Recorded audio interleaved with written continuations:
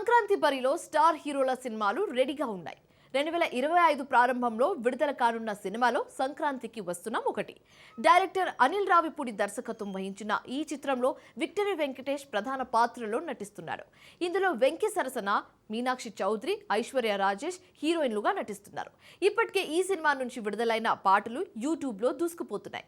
మరీ ముఖ్యంగా రమణ గోగుల పాడిన గోదావరి గట్టు మీద సాంగ్ అయితే రికార్డ్స్ క్రియేట్ చేస్తుంది.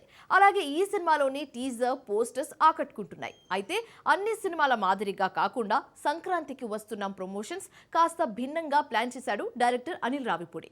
వెంకటేష్, ఐశ్వర్య రాజేష్, మీనాక్షి చౌదరిలతో కలిసి ఫన్నీగా రీల్స్ చేస్తూ సినిమాపై మరింత ఆసక్తిని కలిగించారు. ప్రమోషన్లలో డైరెక్టర్ అనిల్ రావిపూడి చేస్తున్న జిమ్మిక్కులతో ఈ సినిమాపై మరింత హై రేంజ్ బజ్ క్రియేట్ అయింది. చాలా కాలం తర్వాత మరోసారి ఫ్యామిలీ హీరోగా వెంకటేష్ కనిపించనున్నారని ప్రమోషన్లతోనే చెప్పేశారు అనిల్ రావిపూడి.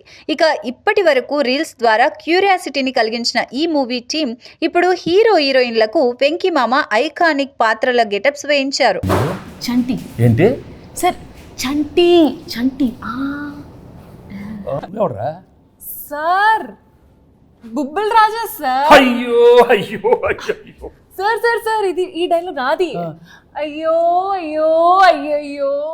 సంక్రాంతికి వస్తున్నాం సినిమా ప్రమోషన్లలో భాగంగా వెంకటేష్తో పాటు డైరెక్టర్ అనిల్ రావిపూడి, హీరోయిన్ ఐశ్వర్య రాజేష్, మీనాక్షి చౌదరిలు ఓ ఇంటర్వ్యూలో పాల్గొన్నారు.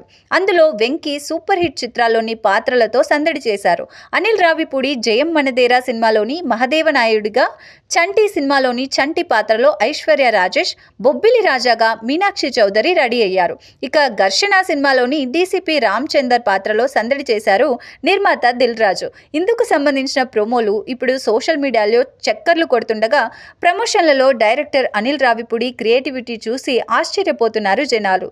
నువ్వు ఎంత అరిచినా అది అంటం లేదు. ఆ మహాదేవ నాయుడు ఎవరు? ఆ బేస్ వాయిస్తో అది